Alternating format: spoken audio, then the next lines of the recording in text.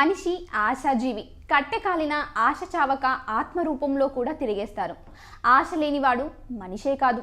ఆశ ఉండటంలో తప్పు కూడా లేదు. కానీ అత్యాశ పడితేనే అసలుకే మోసం వస్తుంది. మనం దేన్నైనా ఆశ పడితే అది సాధించడానికి కష్టపడి విజయం సాధించాలి. అంతేకాని నేను దేవుడికి దండం పెట్టి అలా కూర్చుంటా, అన్నీ నా దగ్గరికే వచ్చేయాలి అంటే మీకంటే పిచ్చోళ్ళు ఇంకెవ్వరుండరు. మన కష్టం మనం పడితేనే తగిన ఫలితాన్ని దేవుడు మనకి ప్రసాదిస్తాడు. కానీ ఒక్కసారి మనం ఎంత కష్టపడినా ఆశించిన ఫలితం దక్కదు. విజయం సాధించాలి అంటే అంత సులభం కాదు కదా.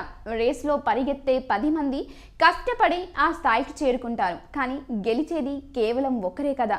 మరి మిగతా 10 మంది ఏమైనా తక్కువ కష్టపడ్డారా అంటే అలా అనలేము.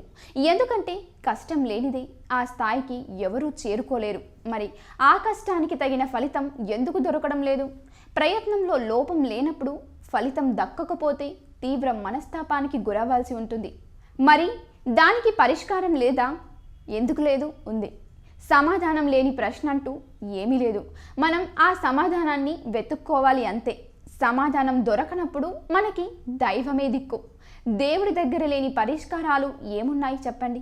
మనకి అదృష్టాన్ని ప్రసాదించేది దేవతలైతే మనకి దురదృష్టాన్ని కలుగజేసే దేవుడు శని.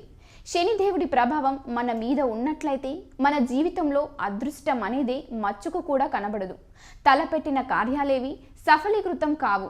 మీరు అనుకున్న పనుల్లో విజయం సాధించలేరు. పరాజయం ఎప్పుడూ మీ వెంటే ఉంటుంది. అలాంటి శని ప్రభావం నుండి బయటపడాలంటే అది అంత సులభం కాదు. చాలా శ్రద్ధతో వెంకటేశ్వర స్వామిని కొలవాలి. అలా వెంకటేశ్వర స్వామిని కొలిచినట్లయితే మీకు శని బాధల నుండి విముక్తి కలుగుతుంది. కారణం శనివారానికి అధిపతి శనీశ్వరుడు. అలాగే వెంకటేశ్వర స్వామికి కూడా ఇష్టమైన రోజు శనివారం. ఆ రోజున మీరు వెంకటేశ్వర స్వామిని ప్రసన్నం చేసుకున్నట్లయితే